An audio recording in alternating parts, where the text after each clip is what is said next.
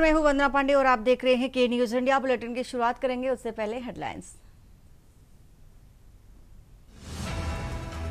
BJP ने राज्यसभा सांसदों के लिए जारी किया व्हिप।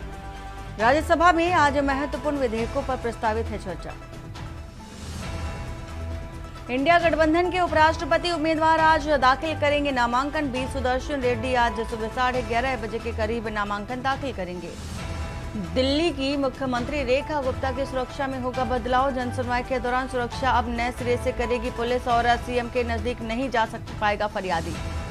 सीएसडीएस के डायरेक्टर संजय कुमार पर महाराष्ट्र में एफआईआर 2 सीटों पर वोटर कम होने का दावा किया था और कल सोशल मीडिया पोस्ट हटाकर माफी मांगी थी। दिल्ली में 5 स्कूलों को बम से उड़ाने की धमकी। 2 दिन पहले भी 3 स्कूलों में धमकी भरे मेल आए थे। और हिमाचल में आज कमजोर रहेगा मानसून। कल से 4 दिन भारी बारिश का ऑरेंज अलर्ट। कुल्लू में नॉर्मल से 112%। आप देख रहे हैं के न्यूज, खबरों का सारथी। और राजधानी लखनऊ से है खबर, जहां पर छांगुर के नेटवर्क को लेकर के बड़ा खुलासा हुआ है। छांगुर जाली नोट कारोबार से भी जुड़ा है। पूर्वांचल से लेकर के बिहार और नेपाल तक फैला हुआ है नेटवर्क और युवती से यौन शोषण कर जबरन धर्मांतरण व निकाह कराने का भी आरोप लगा है। तो कमजोर हिंदू युवतियों को भी अपना निशाना बना रहा था। पुलिस ने छांगुर दीवान इम्तियाज खान समेत 13 पर एफआईआर दर्ज की है। पुलिस ने जांच भी शुरू कर दी है। बलरामपुर उतरौला पुलिस एटीएस से भी सहयोग लिया जा रहा है।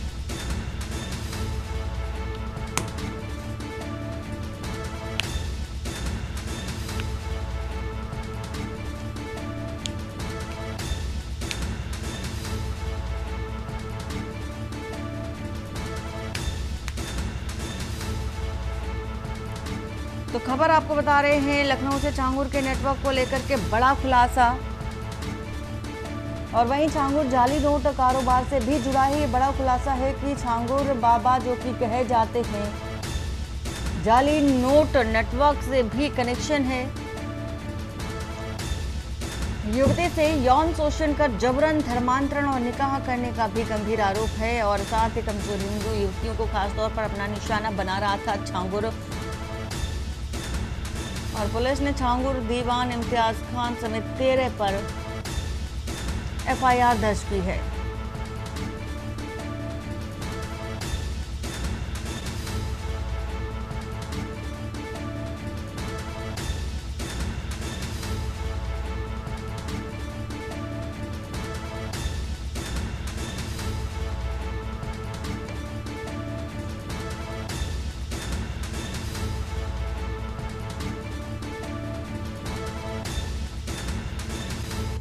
लखनऊ से खबर, हज यात्रा पर जाने वालों को राहत मिली है। हज यात्रा की पहली किस्त जमा करने की तारीख को बढ़ाया गया है।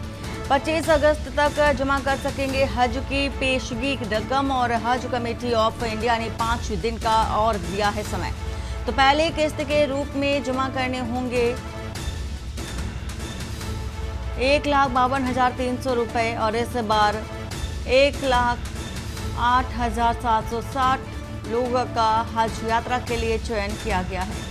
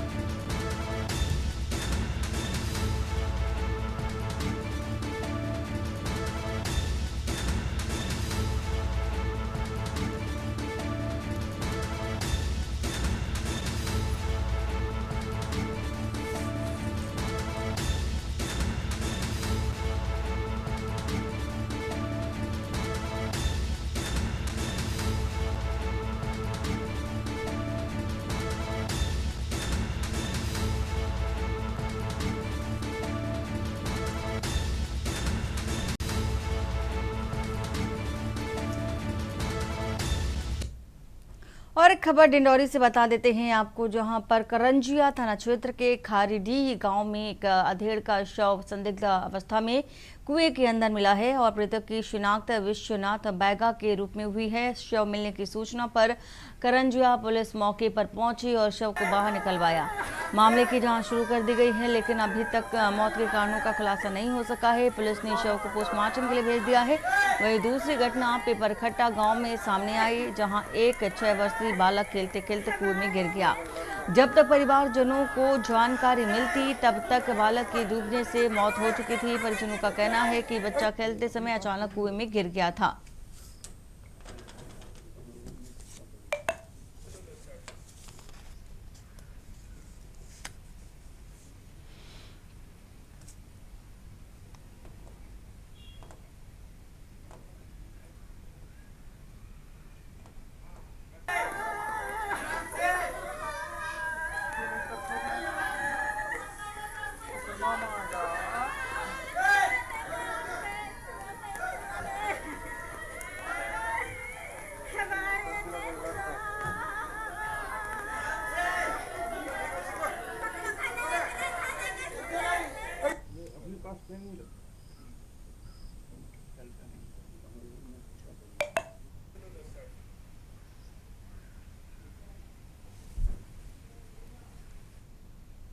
और खबर उज्जैन से, जहां नागदा तहसील क्षेत्र स्थित बिरला ग्राम थाना क्षेत्र के गांव डाबरी में स्थित यात्री प्रतीक्षालय में युवक और युवती की शव पाए गए हैं। मृतकों के पास जहरीला पदार्थ मिला है और एक मोटरसाइकिल भी घटनास्थल से बरामद की गई है, जिससे आत्महत्या की संभावना जताई जा रही है। मृतकों की पहचान हो चुकी है और एएसपी मयूर खंडेलवाल के अनुसार प्रारंभिक जांच में प्रेम प्रसंग को मौत का एक कारण माना जा रहा है। युवती नाबालिग है और दोनों मृतक ताल और आलोट के निवासी हैं। घटनास्थल पर मिले सामान और परिस्थितियों के आधार पर पुलिस ने मर्ग कायम कर लिया है और पोस्टमार्टम रिपोर्ट का इंतजार कर रही है।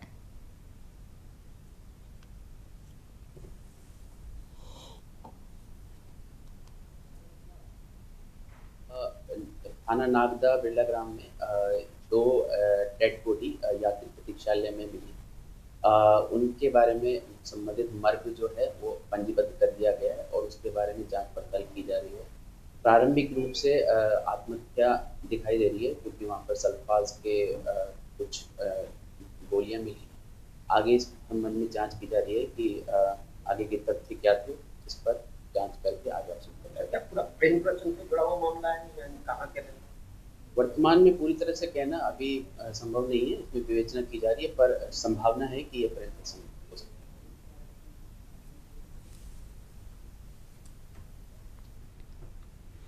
और उज्जैन से खबर, बेटे ने पिता पर पेट्रोल डालकर किया आग के हवाले। बेटे ने 70 वर्षीय बुजुर्ग पिता पेट्रोल डालकर के आग के हवाले कर दिया। वारदात को अंजाम देकर फरार हो गया। पत्नी और पोती ने बुझाई आग। अस्पताल में भर्ती बुजुर्ग का चेहरा झुलसा। फिलहाल स्थिति सामान्य। मां की शिकायत पर पुलिस ने बेटे को गिरफ्तार कर लिया है और बाप बेटे के बीच मंडी में प्याज बेचने को लेकर के विवाद शुरू हुआ था। मामले में एएसपी मयूर खंडेलवाल ने पुष्टि की है और बड़नगर थाना क्षेत्र के गांव जाफला का पूरा मामला है।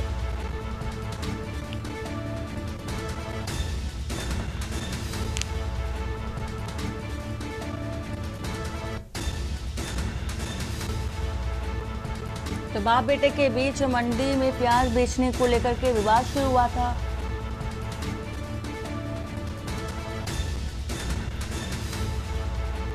और वहीं बड़नगर थाना क्षेत्र के गांव जाफला का है मामला।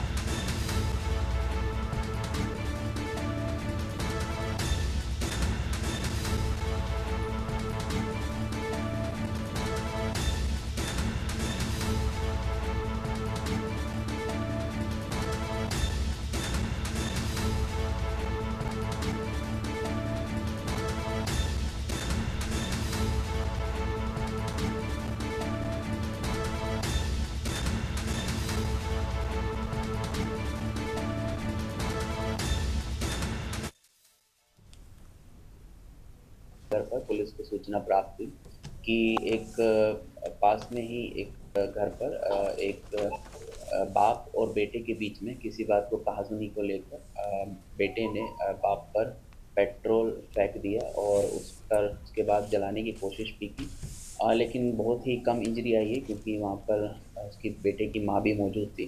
तत्काल उसे बुझा दिया गया। प्रकरण में तत्काल ही थाना बड़नगर द्वारा अपराध। और वहीं भिंड से आपको एक खबर बताने जा रहे हैं, जहां पर खाद लेने के लिए किसानों ने विवरण केंद्र पर डेरा डाल लिया। वहीं खुले आसमान के नीचे किसानों ने गुजारी रातें, सुबह खाद के टोकन की लाइन में लगने के लिए रात काटी और केंद्र के बाहर लेटे किसानों का वीडियो सोशल मीडिया पर वायरल हो रहा है। किसानों का आरोप है कि नहीं मिल रहा है खाद और अधिकारी बोले पर्याप्त मात्रा में है खाद। शहर की पुरानी गल्ला मंडी का पूरा मामला, जहां पर खाद की किल्लत से जूझ रहे हैं अभी भी किसान।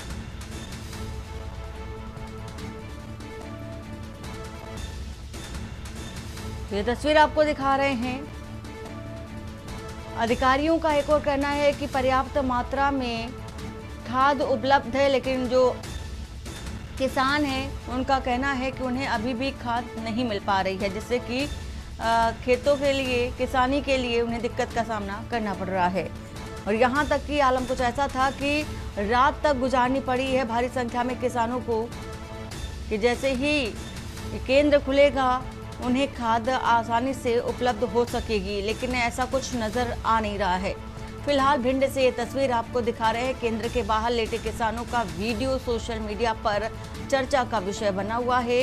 किसानों का आरोप बराबर लग रहा है कि खाद उन्हें अभी भी उपलब्ध नहीं हो पा रही है, बल्कि प्रशासनिक ओर से खाद उपलब्ध कराए जाने की बात बराबर कही जा रही है।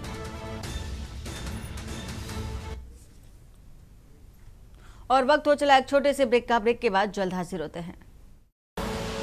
आप देख रहे हैं के न्यूज़, खबरों का सारथी। ब्रेक के बाद आपका स्वागत है और इस बीच आ रही है दिल्ली से खबर। दिल्ली से खबर आपको बता देते हैं, दिल्ली की सीएम रेखा गुप्ता की सुरक्षा को बढ़ाया गया है। फिलहाल ये बड़ी खबर आपको बता रहे हैं, सीएम रेखा गुप्ता को जेड श्रेणी की सुरक्षा दी गई है और साथ ही साथ जेड श्रेणी में सीआरपीएफ सिक्योरिटी कवर मिलेगा। तो सीएम रेखा गुप्ता की सुरक्षा में ये बड़ा बदलाव किया गया है। कल हुए हमले के बाद अब रेखा गुप्ता की सुरक्षा को बढ़ा दिया गया है और भी ज्यादा पुख्ता कर दिया गया है। जेड श्रेणी की सुरक्षा मिली है रेखा गुप्ता को। दिल्ली की सीएम रेखा गुप्ता को जेड श्रेणी की सुरक्षा मिली है। सीआरपीएफ सिक्योरिटी कवर इसके तहत उनको उपलब्ध कराया जाएगा। तो ये बड़ा बदलाव सुरक्षा के लिहाज से देखा जा रहा है। तो बीते दिन सीएम आवास में जन सुनवाई के दौरान रेखा गुप्ता पर किसी ने हमला करने की कोशिश की थी। हालांकि आरोपी को पकड़ा गया था।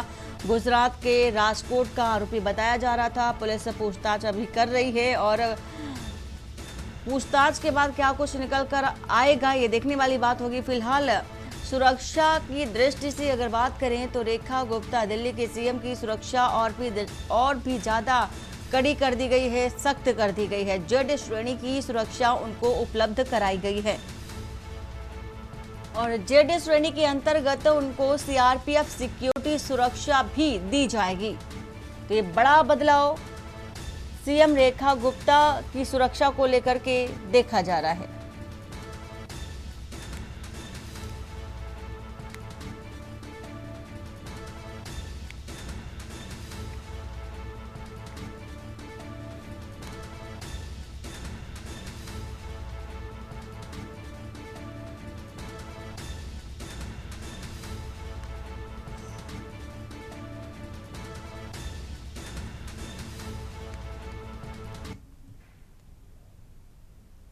और एक खबर फरीदाबाद से, जहां देश में ऑनलाइन गेमिंग सट्टा पर केंद्र सरकार ने एक महत्वपूर्ण बिल पास किया है, जिसका उद्देश्य युवाओं और अन्य वर्गों को इस लालच से बचाना है जो उन्हें बर्बादी की ओर ले जाता है। सरकार के इस फैसले को लेकर के फरीदाबाद में बुद्धिजीवियों, वकीलों और समाजसेवियों ने सकारात्मक प्रतिक्रिया भी व्यक्त की।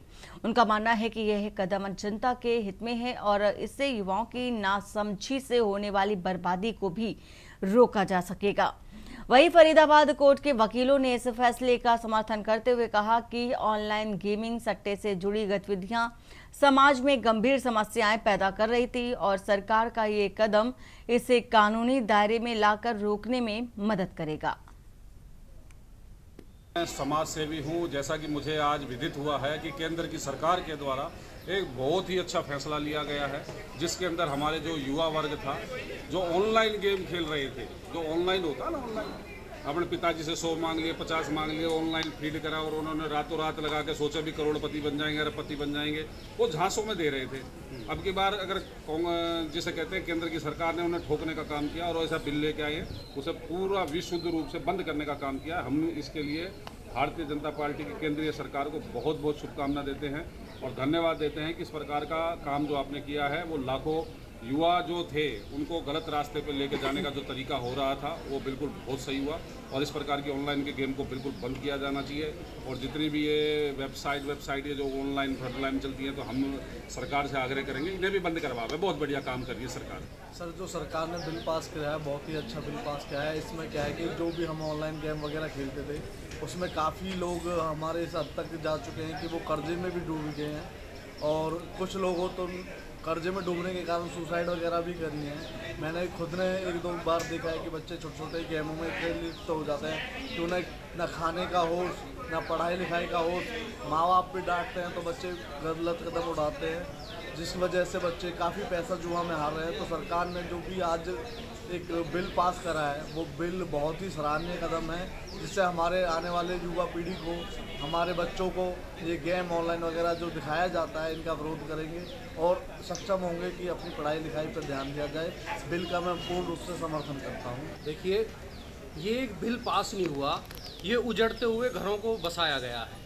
आप नया युवा आप देख रहे थे कितने बच्चे सुसाइड कर रहे हैं। जिन बच्चों ने अपनी ज़िंदगी नहीं जी वो बच्चा सुसाइड कर रहा है। जिन बच्चों ने स्कूल के पूरे कदम नहीं चले वो बच्चा सुसाइड किया है। जिन बच्चों ने कॉलेज का रास्ता नहीं देखा वो बच्चा सुसाइड कर रहा है। उसका मेन कारण था ये ऑनलाइन गेम। कितने बच्चे की जो ना दिमाग से मेंटली डिस्टर्ब हो रहे थे, उनको यही नहीं पता जीवन क्या है। मैं तो धन्यवाद करूँगा इस सरकार का, इस जो केंद्र सरकार ने ये बिल लेकर आई है। इन्होंने बिल नहीं है, वो उजड़ते हुए घरों को बसाया है और नए युवाओं को नई सिद्धि का रास्ता दिखाया। और मैं आज जो केंद्र की सरकार के द्वारा ऑनलाइन एक तरह से सट्टा जो खेलते थे युवा बच्चे, उनको जो पूर्ण रूप से बंद किया है उसका मैं स्वागत करता हूं और केंद्र की सरकार का मैं अपनी तरफ से आभार व्यक्त करता हूं एक वकील के नाते। जी, बहुत अच्छा काम किया है। क्या मानते हैं कि पीढ़ी अब आगे की जो पीढ़ी है, नई युवा पीढ़ी सुधरेगी, सही चलेगी, या फिर किस तरीके से देखते हैं? निश्चित तौर पर मेरा मानना ये है कि युवा पीढ़ी के पक्ष में ये निर्णय हुआ है। निश्चित तौर पर युवा पीढ़ी आगे से बिल्कुल सुधार पर आएगी और युवा पीढ़ी बजाय सट्टा की ओर रोजगार की तरफ उनका ध्यान होगा और रोजगार में बढ़िया तरक्की करेंगे और बढ़ेंगे।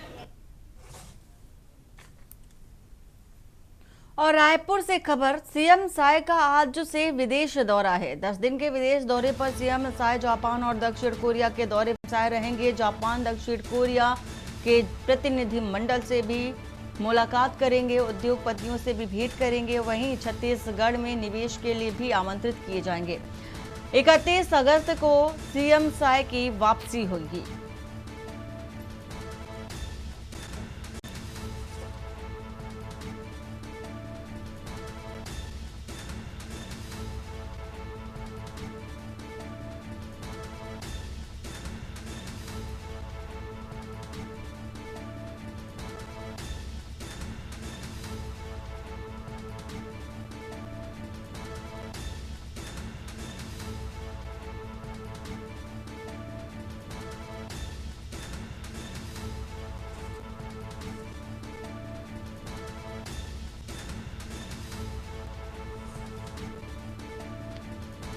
तो विदेश दौरे पर हैं सीएम साय। जापान दक्षिण कोरिया के प्रतिनिधि मंडल से मुलाकात करेंगे और वहीं उद्योगपतियों से भेंट कर छत्तीसगढ़ में होने वाले निवेश के लिए भी आमंत्रित करेंगे।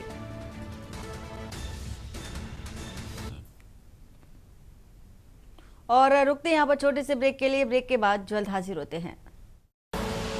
आप देख रहे हैं के न्यूज़, खबरों का सारथी। ब्रेक के बाद आपका स्वागत है। खबर रेवाड़ी से है, जहां मनीषा हत्याकांड के आरोपियों की गिरफ्तारी को लेकर भारतीय किसान यूनियन यानी कि भारतीय किसान यूनियन चड़ूनी ने रेवाड़ी सचिवालय में उपायुक्त के माध्यम से मुख्यमंत्री के नाम ज्ञापन सौंपा है और इस ज्ञापन में मनीषा हत्याकांड के आरोपियों की शीघ्र गिरफ्तारी की मांग की गई है। भाकियू चड़ूनी ने चेतावनी दी है कि यदि 21 अगस्त तक आरोपियों की गिरफ्तारी नहीं की जाती तो संगठन गांव-गांव जाकर प्रदर्शन करेगा और जब तक शांत नहीं बैठेगा, जब तक हत्यारे पुलिस के हत्थे नहीं चढ़ जाते। मनीषा हत्याकांड ने पूरे क्षेत्र को झकझोर कर रख दिया है और मनीषा जो एक हंसती खेलती युवती थी, उसकी दुनिया अचानक खत्म हो गई। पुलिस द्वारा इसे आत्महत्या करार दिए जाने के बावजूद मनीषा का शव इस बात की गवाही दे रहा था कि यह एक निर्मम हत्या है। मनीषा का शव बुरी तरह से क्षत विक्षत अवस्था में था, जो हत्या की तरफ इशारा कर रहा था। भाकियू चड़ूनी ने इस मामले को गंभीरता से लेते हुए सरकार से आरोपियों की गिरफ्तारी की मांग की है और संगठन ने यह भी कहा है कि अगर पुलिस कार्रवाई में कोई ढिलाई दिखाई देती है तो भाकियू चड़ूनी हर संभव कदम उठाएगा ताकि दोषियों को सजा मिल सके।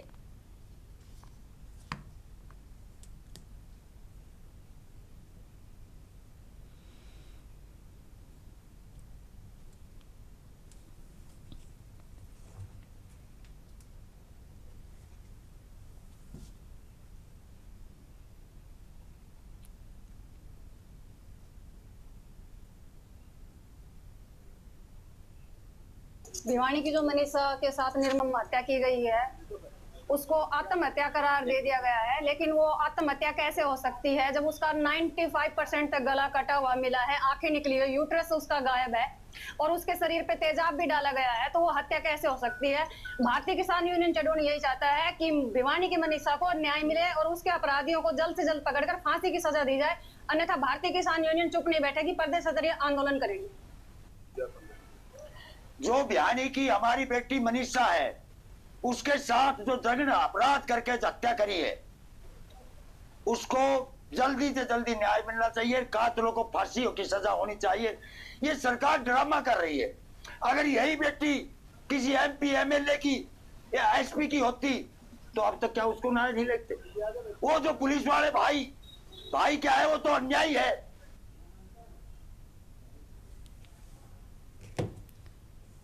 और वहीं देखा जा रहा है अमृतसर के न्यू अमृतसर इलाके में एक बड़ी मुठभेड़ हो गई है, जिसमें से पुलिस ने गैंगस्टर प्रभु दासूवाल से जुड़े फिरौती और गोलीबारी के मामलों में आरोपी रवि और जोबन को गिरफ्तार कर लिया है। अमृतसर कमिश्नरेट और पुलिस ने त्वरित कार्रवाई करते हुए दोनों आरोपियों को पकड़ लिया है। पूछताछ के दौरान रवि ने अपराध में प्रयुक्त पिस्तौल की जानकारी दी, जो न्यू अमृतसर के पास खानकोट गांव जाने वाले कच्चे रास्ते पर छिपाई गई थी।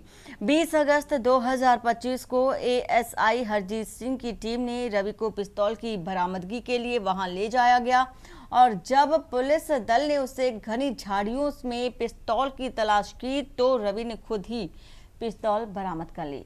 हालांकि पुलिस पर हमला करने की कोशिश करते हुए रवि ने हाथापाई की और उसकी पिस्तौल से एक गोली चल गई, जो उसके पैर में लग गई और उसे तत्काल गुरु नानक देव अस्पताल में भर्ती कराया गया, जहां उसका इलाज चल रहा है। पुलिस ने एक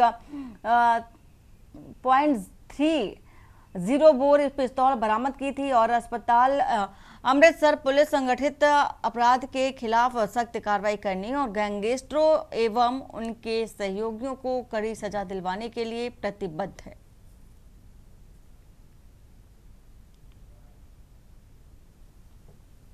ਸਾਡੇ ਮਾਨਯੋਗ ਸੀਐਮ ਸਾਹਿਬ ਦੀ ਜਿਹੜੀ ਆਰਗੇਨਾਈਜ਼ਡ ਕ੍ਰਾਈਮ ਦੇ ਖਿਲਾਫ ਜ਼ੀਰੋ ਟੋਲਰੈਂਸ ਪਾਲਿਸੀ ਹੈ, ਉਹਦੇ ਤਹਿਤ ਕਮਿਸ਼ਨਰੇਟ ਪੁਲਿਸ ਅੰਮ੍ਰਿਤਸਰ ਵੱਲੋਂ ਪਹਿਲਾਂ ਵੀ ਕਾਫੀ ਗੈਂਗਸਟਰ ਤੇ ਆਰਗੇਨਾਈਜ਼ਡ ਕ੍ਰਾਈਮ ਦੇ ਖਿਲਾਫ ਵੱਡੀ ਕਾਮਯਾਬੀਆਂ ਮਿਲੀਆਂ। ਇਹ ਵੀ ਇੱਕ ਇੰਪੋਰਟੈਂਟ ਕੇਸ ਹੈ। ਬੀ ਡਿਵੀਜ਼ਨ ਏਰੀਆ ਦੇ ਵਿੱਚ ਕੁਝ ਦਿਨ ਪਹਿਲਾਂ ਇੱਕ ਬਿਜ਼ਨਸਮੈਨ ਦੇ ਘਰ ਦੇ ਬਾਹਰ ਗੋਲੀ ਚੱਲੀ ਸੀ ਇੱਕ ਰਾਉਂਡ।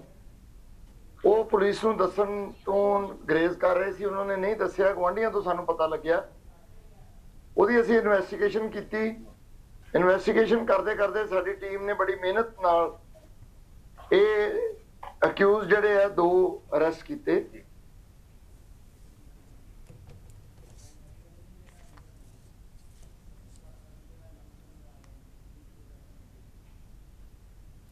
और सीधा चलते हैं संसद भवन, जहां पर इंडिया गठबंधन की ओर से उपराष्ट्रपति पद के लिए नामांकन दाखिल करने की प्रक्रिया शुरू होने जा रही है। और बी सुदर्शन रेड्डी चूंकि इंडिया गठबंधन की ओर से उपराष्ट्रपति पद के लिए दावेदार हैं और कुछ ही पल में नामांकन दाखिल करते नजर आएंगे। उनके साथ राहुल गांधी को भी आप देख सकते हैं, मल्लिकार्जुन खड़गे को साफ तौर पर देखा जा सकता है और सोनिया गांधी भी नजर आ रही हैं टीवी स्क्रीन में, प्रियंका गांधी भी हैं और तमाम बड़े दिग्गज नेताओं को भी आप देख सकते हैं। गठबंधन के इंडिया ब्लॉक के आप साफ तौर पर देखा जा सकता है। थोड़ी देर बाद नामांकन होगा बी सुदर्शन रेड्डी का। और इससे पहले एनडीए की अगर बात कर लें तो एनडीए गठबंधन की ओर से भी कल नामांकन दाखिल किया गया था सीपी राधाकृष्णन का, और आज इंडिया ब्लॉक की ओर से नामांकन दाखिल करने वाले हैं बी सुदर्शन रेड्डी। तो राम गोपाल यादव और इसी के साथ ही साथ तमाम बड़े दिग्गज उपस्थित हैं। इंडिया गठबंधन की समस्त पार्टियां आप साफ तौर पर देख सकते हैं टीवी स्क्रीन पर। और विपक्षी प्रत्याशी सुदर्शन रेड्डी का नामांकन, तो नामांकन दाखिल करने जा रहे हैं बी सुदर्शन रेड्डी और इंडिया ग्रुप के, इंडिया गठबंधन के समस्त पार्टियां उपस्थित हैं। राहुल गांधी, मल्लिकार्जुन खड़गे, राम गोपाल यादव और इसी के साथ ही सोनिया गांधी, प्रियंका गांधी, कई बड़े दिग्गज उपस्थित हैं। और नामांकन की जो प्रक्रिया है वो बस शुरू ही होने वाली है। बी सुदर्शन रेड्डी उपराष्ट्रपति पद के दावेदार हैं। तो विपक्षी प्रत्याशी सुदर्शन रेड्डी का नामांकन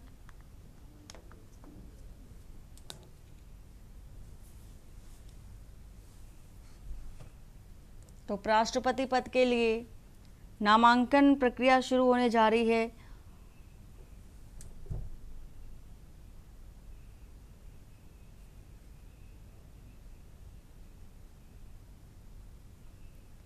तो इंडिया ब्लॉक के समस्त दलों की उपस्थिति भी, मौजूदगी भी देखी जा सकती है।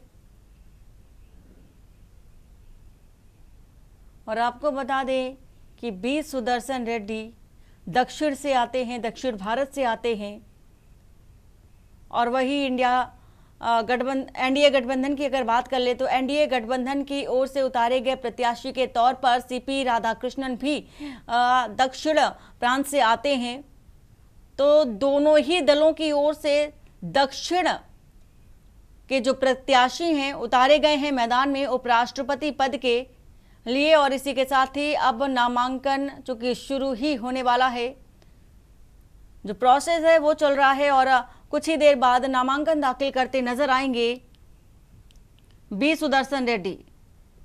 तो बी सुदर्शन रेड्डी के आसपास देख सकते हैं आप मल्लिकार्जुन खड़गे और सोनिया गांधी जो कि बैठी हुई हैं।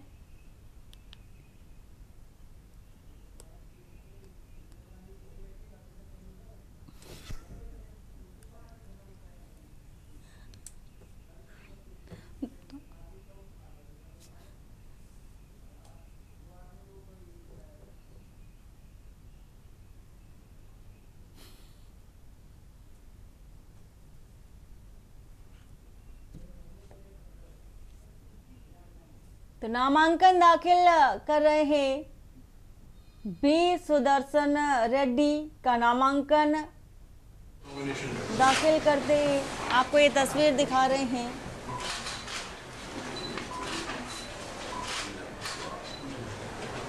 तो बी सुदर्शन रेड्डी नामांकन दाखिल करते नजर आ रहे हैं।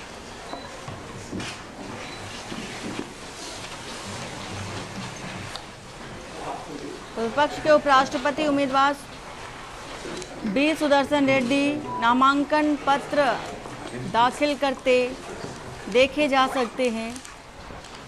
तो विपक्ष के उपराष्ट्रपति उम्मीदवार सुप्रीम कोर्ट से रिटायर्ड हैं जस्टिस बी सुदर्शन रेड्डी और अब नामांकन दाखिल करते नजर आ रहे हैं। साथ ही साथ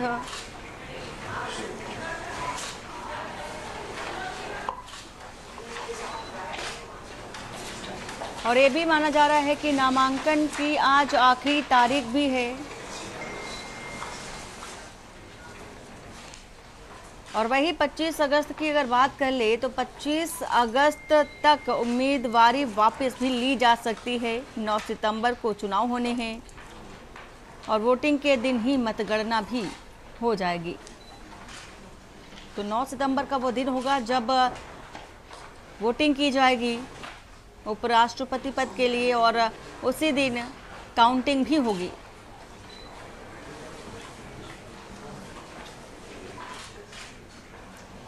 तो बी सुदर्शन रेड्डी के बारे में अगर आपको बताएं तो रेड्डी गुवाहाटी हाईकोर्ट के चीफ जस्टिस और गोवा के पहले लोकायुक्त भी रहे हैं।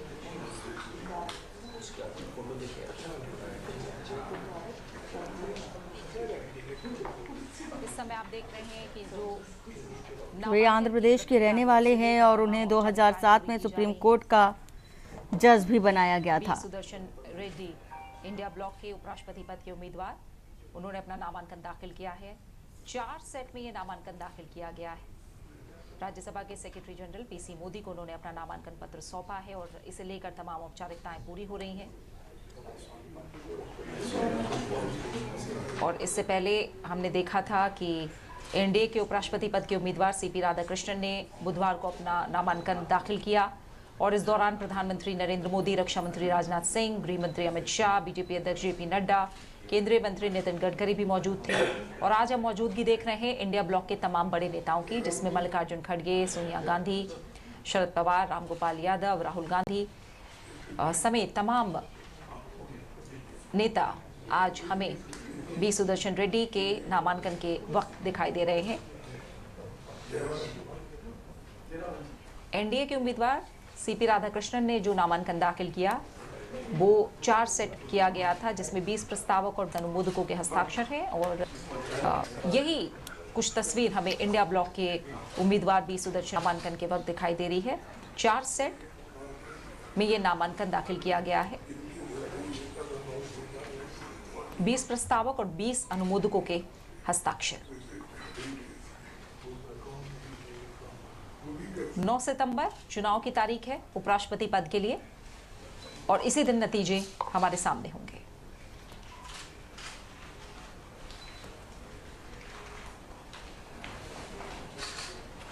आज नामांकन दाखिल करने की अंतिम तिथि और जो तमाम दस्तावेज हैं उनकी बारीकी से जांच 22 अगस्त को की जाएगी।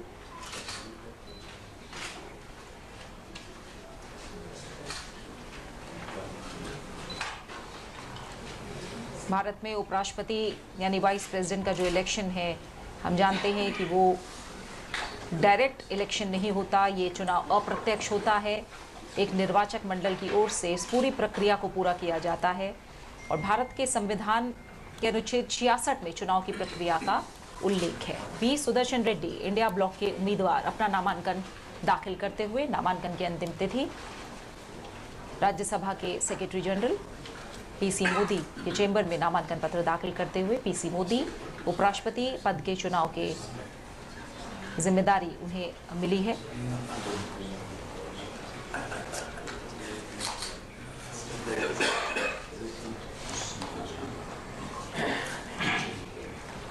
और जैसा मैंने आपको बताया, उपराष्ट्रपति पद का चुनाव 9 सितंबर को, ये प्रत्यक्ष चुनाव नहीं है, अप्रत्यक्ष चुनाव होता है जिसका उल्लेख संविधान के अनुच्छेद 66 में है।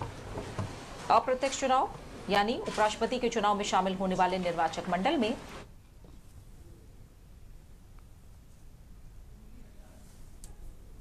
तो बी सुदर्शन रेड्डी नामांकन दाखिल करते नजर आ रहे हैं। उनके साथ राहुल गांधी, सोनिया गांधी, शरद पवार और मल्लिकार्जुन खड़गे, प्रियंका गांधी सहित तमाम इंडिया ब्लॉक के जो दिग्गज नेता हैं उपस्थिति उनकी देखी जा सकती है।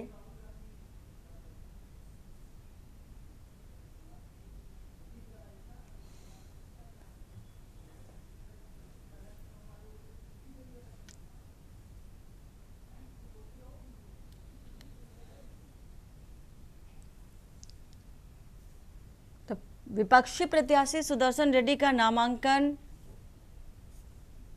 आज आखिरी तारीख है और इसी के साथ ही साथ 22 अगस्त को नाम वापसी की भी तारीख है। साथ ही 9 सितंबर को वोटिंग होगी। उसी दिन परिणाम भी घोषित हो जाएंगे शाम तक। तो विपक्षी प्रत्याशी सुदर्शन रेड्डी का नामांकन जो कि प्रक्रिया देखी जा सकती है।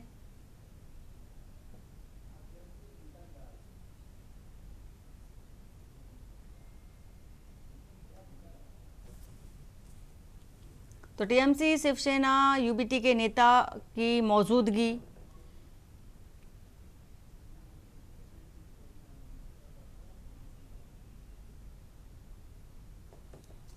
और आपको बता दें कि उपराष्ट्रपति का चुनाव जगदीप धनखड़ के 21 जुलाई को इस्तीफे देने की वजह से हो रहा है। धनखड़ का कार्यकाल 10 अगस्त 2027 तक होना था, लेकिन बीच में ही उन्होंने इस्तीफा दे दिया, जिसकी वजह से फिर से चुनाव कराए जा रहे हैं।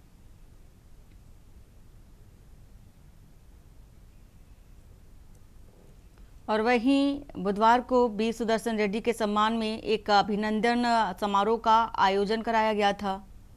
तो नामांकन से पहले इंडिया अलायंस के नेताओं ने बी सुदर्शन रेड्डी के सम्मान में एक अभिनंदन समारोह का आयोजन किया था और यह समारोह संसद भवन परिसर के सेंट्रल हॉल में किया गया था, जहां रेड्डी को सम्मानित किया गया। वहीं विपक्षी दलों ने उनकी दावेदारी को एक ऐतिहासिक और महत्वपूर्ण कदम करार दिया था। तो कांग्रेस के राष्ट्रीय अध्यक्ष मल्लिकार्जुन खड़गे ने वहीं सोशल मीडिया एक्स पर एक पोस्ट भी शेयर किया था और उन्होंने तब लिखा था कि पूर्व जस्टिस बी सुदर्शन रेड्डी न्याय के प्रति अपनी अटूट प्रतिबद्धता के लिए प्रसिद्ध हैं और उन्होंने सामाजिक, आर्थिक और राजनीतिक समानता के लिए निडरता से काम किया है और ऐसे ऐतिहासिक फैसले दिए जिन्होंने हमारे लोकतंत्र को मजबूत किया है। ये उपराष्ट्रपति चुनाव केवल एक पद के लिए नहीं बल्कि हमारे राष्ट्र की आत्मा के लिए वैचारिक संघर्ष है। तो ये तस्वीर आपको दिखा रहे हैं। नामांकन प्रक्रिया पूरी हो चुकी है। नामांकन दाखिल कर चुके हैं बी सुदर्शन रेड्डी और साथ ही साथ जो औपचारिकताएं थी, फॉर्मेलिटीज थी, वो हो चुकी हैं। नामांकन को लेकर के विपक्षी प्रत्याशी सुदर्शन रेड्डी का नामांकन हो चुका है और इससे पहले सीपी राधाकृष्णन ने अपना नामांकन पत्र दाखिल किया था। तो दोनों ही जो दावेदार हैं दक्षिण प्रांत से आते हैं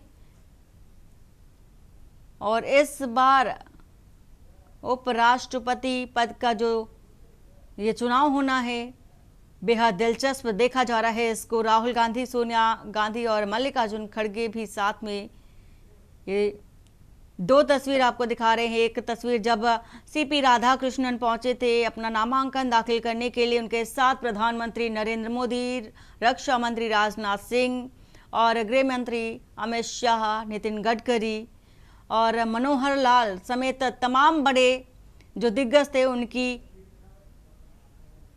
उपस्थिति देखी गई। और वहीं आज नामांकन दाखिल करते नजर आए बी सुदर्शन रेड्डी और मल्लिकार्जुन खड़गे और तमाम इंडिया ब्लॉक के जो बड़े जो नेता हैं उनकी उपस्थिति, उनकी मौजूदगी देखी जा सकती है।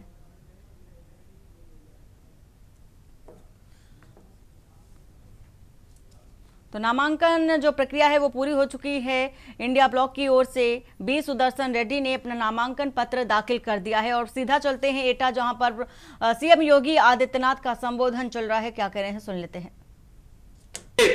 नौकरी और रोजगार दे सकता है, कोई कारण नहीं कि प्रदेश के अंदर 15 लाख करोड़ रुपए के निवेश के प्रस्तावों के माध्यम से 60 लाख नौजवान नौकरी और रोजगार न पा सकते हो, पाया है। और आगे भी जो निवेश के निरंतर प्रस्ताव प्राप्त हो रहे हैं, इसमें भी नौकरी की नई संभावनाओं को आगे बढ़ाने का कार्य किया जा रहा है। बहनों और भाइयों, हमें निवेश के इस कार्यक्रम को मजबूती के साथ आगे बढ़ाना होगा और मैं इस बात के लिए हृदय से धन्यवाद दूंगा उत्तर प्रदेश की जनता जनार्दन को, जिनका आशीर्वाद इस सकारात्मक माहौल में बराबर ये डबल इंजन सरकार के साथ बना रहा, लगातार बना रहा। और उसी अभियान के साथ आपको जोड़ने के लिए ये केवल एक यूनिट का उद्घाटन नहीं, एक प्लांट का उद्घाटन नहीं। श्री सीमेंट हमारे साथ हमारा पुराना उत्तर प्रदेश सरकार का सहयोगी है, जो प्रदेश के अंदर निवेश करने के लिए उत्सुकता दिखाई है। बुलंदशहर के बाद एटा में और पावर रिन्यूएबल एनर्जी के लिए चित्रकूट में भी उन्होंने 40 मेगावाट का अपना प्लांट वहां स्थापित किया है। हमने प्लांट के लिए उन्हें सुविधा उपलब्ध करवाई है कि एक आपको हम ओपन एक्सेस की सुविधा देंगे कि आप पावर वहां जनरेट करिए और खर्च यहां कर लीजिए। हम आपको यह सुविधा उपलब्ध करवाते हैं। परिणाम है कि उनके द्वारा जो ग्रीन एनर्जी वहां बनाई जा रही है, सोलर पावर वहां तैयार की जा रही है, उसका उपयोग करने की सुविधा उन्हें इस प्लांट में यहां उपलब्ध करवाई जा रही है। यह सरकार की नीति का परिणाम है कि सरकार ने यह सुविधा उन्हें दी है। सरकार ने उन्हें हर प्रकार से सुरक्षा के साथ जोड़ा है और प्रदेश में जब इस प्रकार का माहौल बनता है तो उस प्रदेश के युवाओं को फिर यहां से पलायन नहीं करना होता है। उस प्रदेश के लोगों को, नौजवानों को नौकरी के लिए देश और दुनिया के सामने नहीं जाना होता है। आज सरकार के स्तर पर भी नौकरी दी जा रही है। अभी हाल ही में आपने देखा होगा उत्तर प्रदेश पुलिस बल में हमने 60,244 पुलिस की भर्ती की। एटा के भी तमाम नौजवान भर्ती हुए। उन नौजवानों को आज अपने ही प्रदेश में बिना भेदभाव के नौकरी मिल रही है, बिना चेहरा देखे हुए नौकरी मिल रही है। अगर योग्य है उसको प्रदेश में नौकरी मिलेगी, योग्य है वह सरकारी नौकरी पाएगा, योग्य है निजी क्षेत्र में अच्छे पैकेज के साथ नौकरी पाएगा, योग्य है उसको सरकार तमाम प्रकार की सुविधाएं देकर के स्वयं का उद्यम स्थापित करने के लिए प्रेरित कर रहा है। मुख्यमंत्री युवा उद्यमी स्कीम अभी हम लोगों ने लागू की है। मुख्यमंत्री युवा उद्यमी स्कीम के माध्यम से अब तक उत्तर प्रदेश में जनवरी से लेकर के अब तक 70,000 नौजवानों को हम लोगों ने ब्याज फ्री और गारंटी मुक्त ऋण की सुविधा उपलब्ध दिया है और मार्जिन मनी भी उपलब्ध करवाने का काम किया है, जिसके माध्यम से उनके द्वारा निवेश के कार्यक्रम को, नए उद्यम स्थापित करने की दिशा में वे लोग आगे बढ़े हैं। आज एटा की पहचान जब पावर प्लांट से, नए सीमेंट के प्लांट से और अपनी परंपरागत उद्यम यहां के वन डिस्ट्रिक्ट वन प्रोडक्ट के माध्यम से जलेसर के घुंघरू और घंटे से हो रही है। हर मंदिर में, हर देव स्थान में जब कोई व्यक्ति किसी देव उपासना के लिए कोई घंटी बजाता है, कोई घुंघरू किसी संगीत के महफिल में बजाता है या किसी मंदिर में कोई घंटा बजाता है, तो हर व्यक्ति का स्मरण हो पाता है कि मैं एटा से है और जलेसर से है। जलेसर की पहचान और एटा को एक नई पहचान मिलती है। यानी आपके बगैर देव मंदिर की पूजा भी अधूरी और आपके बगैर किसी संगीत और कला की महफिल भी अधूरी रह जाएगी। और इसलिए बहनों और भाइयों, आज उत्तर प्रदेश की इस यात्रा को प्रधानमंत्री जी ने 2047 में विकसित भारत की बात देशवासियों से कही है। 2047 में विकसित भारत होगा, तो विकसित भारत जब होगा तब उत्तर प्रदेश कैसा होगा, उसके लिए उत्तर प्रदेश को भी विकसित करना होगा। विकसित भारत का विकसित उत्तर प्रदेश, इसके पूरे रोड मैप पर अभी आपने देखा होगा उत्तर प्रदेश के विधानमंडल में, विधानसभा और विधान परिषद में 24 घंटे लगातार बहस चली है।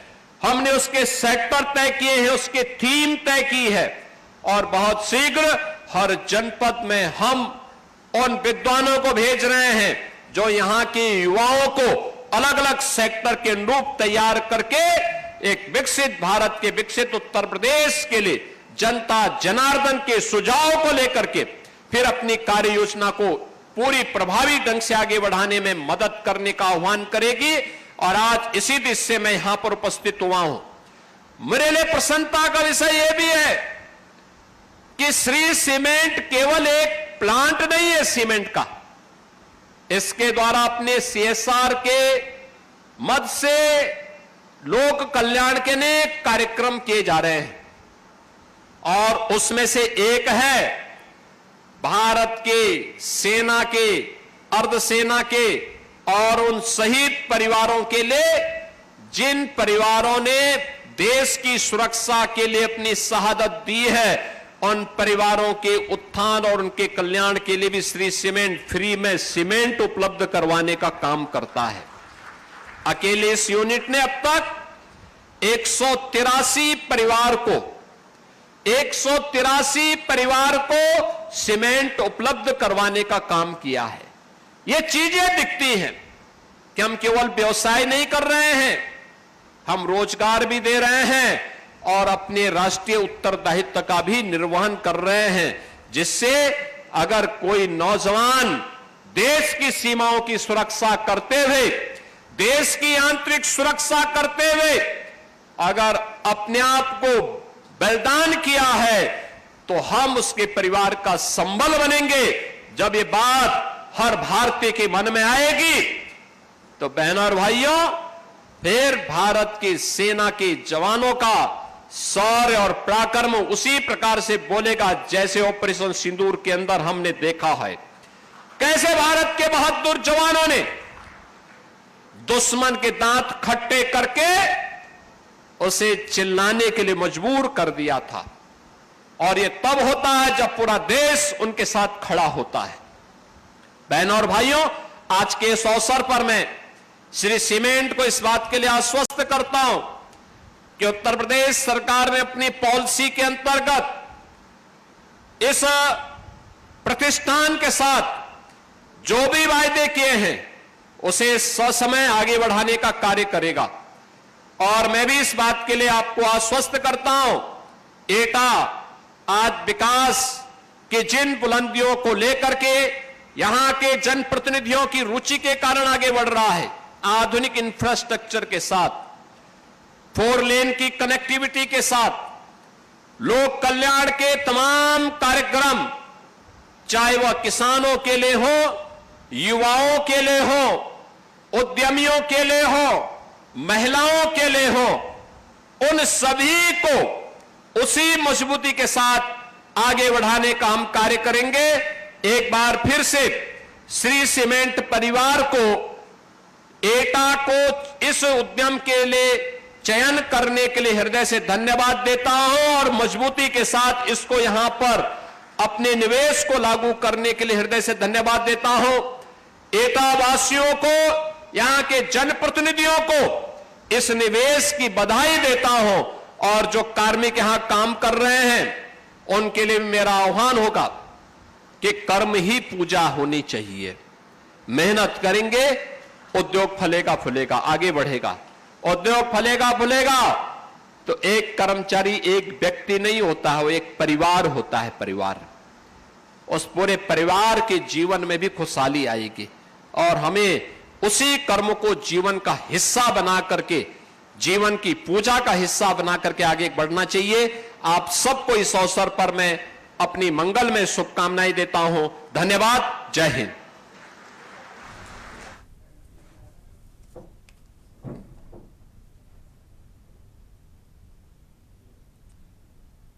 और बुलेटिन में फिलहाल इतना ही। बाकी की खबरों के लिए बने रहिए आप के न्यूज इंडिया के साथ। नमस्कार।